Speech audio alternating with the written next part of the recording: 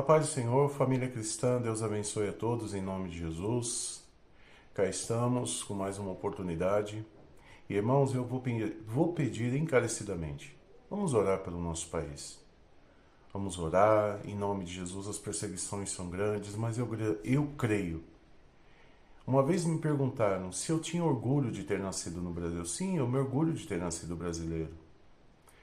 Mas eu vou ter mais orgulho em dizer que o meu país foi tocado por Deus, foi transformado pelo Senhor. Eu tenho orgulho de ser brasileiro, sim. Honro a nossa bandeira. E creio muito que nesse país coisas grandes ainda acontecerão, coisas de Deus. Mas para isso, nós, como brasileiros, nós, como povo, e eu não falo até em relação a Brasil, independente de onde está, como eu tenho visto, nosso vídeo não tem chegado apenas no Brasil, tem chegado a outros países, outras pessoas têm acompanhado. Ore pelo seu país. Aí você muitas vezes pergunta a si mesmo, mas o que adianta eu sozinho orar por uma nação? Aí eu venho com a palavra de Deus para você. Muito vale a oração de um justo. Então, se apegue a isso. A sua oração tem poder. Ore pelo Brasil, ore pelo seu país, ore pela sua nação. Deus há de te honrar também. Em nome de Jesus, irmãos, vamos à palavra de hoje. Está no livro de Apocalipse, capítulo 2, versículos 3 e 4. Diz assim: E tens perseverança, e suportastes provas por causa do meu nome, e não deixastes esmorecer. Tenho, porém, contra ti que abandonastes o teu primeiro amor. Irmãos, isso é algo muito sério, muito sério. Quando nós começamos assim na igreja, nós temos aquele amor, aquele calor por Deus, aquela vontade de estar na igreja. Aí nós começamos a olhar para a igreja de uma maneira diferente. A gente começa a olhar para a obra de Deus de uma maneira diferente. Deixa de olhar com olhos espirituais.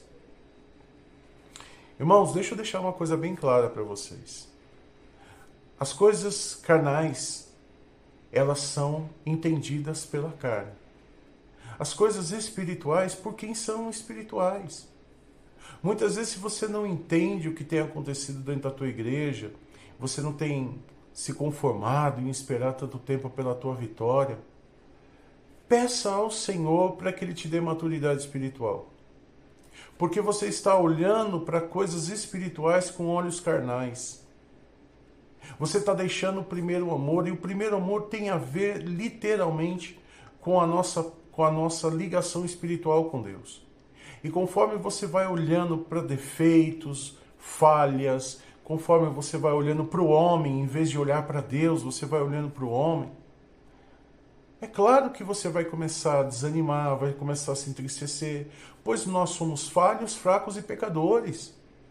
Eu sempre, toda vez que eu vou pregar, eu sou réu, confesso disso. Eu chego diante das pregações que eu vou fazer e digo, eu sou falho, fraco e pecador.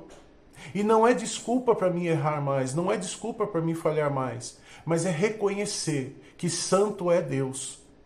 E eu busco a santificação todo dia. Mas então, em nome de Jesus, olhe para a vida que você está tendo com Deus. Você está indo para a obra. Você já se perguntou? Você já se colocou nessa posição? Você está indo para a obra de Deus? Em que sentido? Por obrigação? Se tornou uma obrigação você ir para a igreja? É uma rotina agora? Tal dia eu tenho que estar na igreja. Aí você já vai para a igreja pensando em ir embora. Irmãos, e a oportunidade que você pode dar para Deus de falar com você, de seu coração ser tocado? Volte ao primeiro amor. Volte a olhar a obra de Deus com olhos espirituais, não olhos carnais. Peça para Deus essa maturidade. Porque, irmãos, em nome de Jesus, vocês não vão permanecer em igreja alguma. E quantas pessoas hoje falam, para que eu vou à igreja? Para que eu vou agradecer a Deus?